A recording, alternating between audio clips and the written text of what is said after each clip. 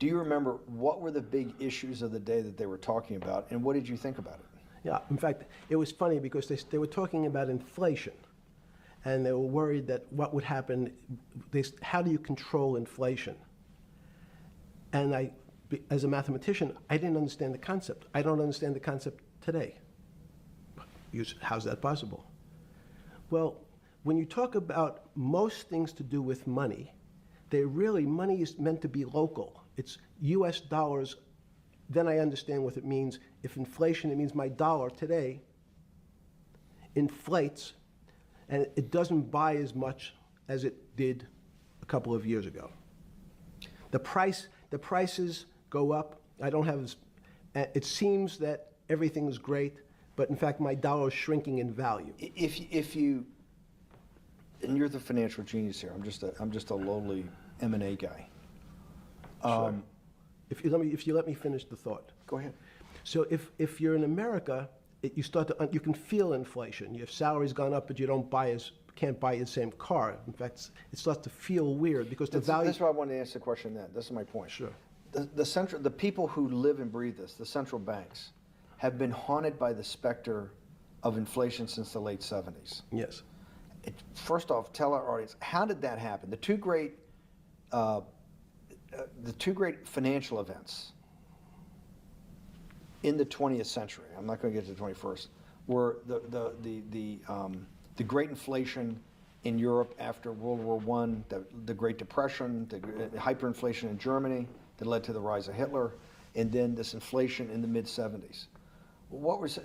Before you go to explain inflation, why is the specter of inflation always the central thing in central bankers' minds? Because it goes back to the first concept I said, the weird concept of fractionalized reserves. The system is not well understood. And most systems, in fact, are not well understood. We don't know how our digestive system. Stop. This is impossible. This is impossible. The world banking system, the world currency system, the world monetary system has to be so well understood by the Greenspans of the world and the Bernankes of the world and you, right? The currency traders, the guys making billion-dollar bets every day, the legendary guy on Wall Street in the late 90s, Versalin Brothers. Lou Ranieri? No, the guy that wrote the money. Michael Lewis? Marius Poker? Yeah, Marius Poker. Who's that about, that great trader? Lou Ranieri. No, it wasn't Lou, the guy that ran the desk, that eventually ran the hedge fund that went long-term capital. Yes, I don't remember. Who's the guy? I want to say, I don't remember. I'm sorry. Lou Ranieri is big, but those guys have to understand the system perfectly. No, they don't understand the system. They understand the local part of the system. So, for example, why is not only inflation, most bankers are terrified if the public understood that the bank really doesn't have their money at any one time. It's one of the things during the Depression, there were runs on the bank. The reason the banks don't keep much money in the actual bank is they assume that not everyone's going to want their money on the same day. So it's not really the fear of inflation. The fear is a run on the bank. Everybody wants to take out something that doesn't really exist. Inflation is tied to interest rates. It's a more complicated example. But when your money doesn't buy the same amount of product this year than it did last year, if it buys less and less, like it happened, you use the term hyperinflation.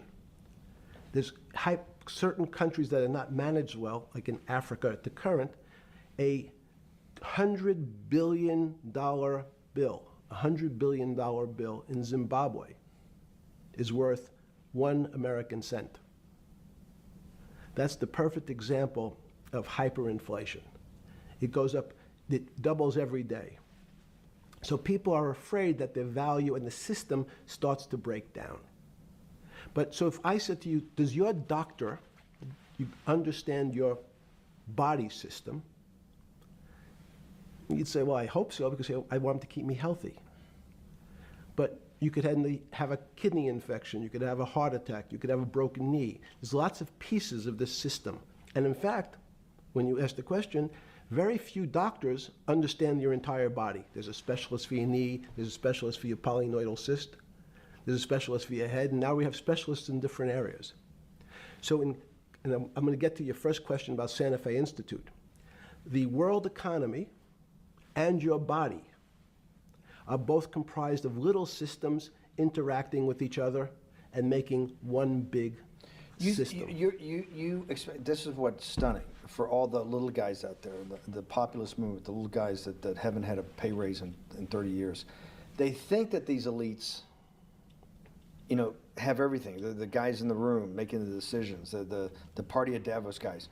You're sitting there, you don't think many people today really understand the complexity and really all the moving pieces and how they interconnect to the world's financial system.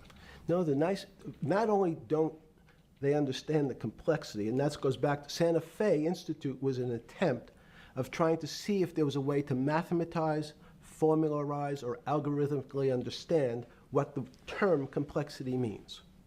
That goes back to the original question. Complex systems are complex by definition. But there's not necessarily, it's not one level of complexity. We might say, well, our fingers are complex, the movements, the muscles of our hands, but it's not as complex as the blood system. Now I have a circulatory system. I have systems on top of systems, so that there's no one group of or person that really understands the way the body works. There's no one group that understands the way the financial systems work. You might understand U.S. bond market. Now, you've asked about the trade of long-term capital. That was a bond fund, very small part of this very complex system. So the goal of the Santa Fe Institute was to see, is there a way to get in, somehow understand how complex systems interact?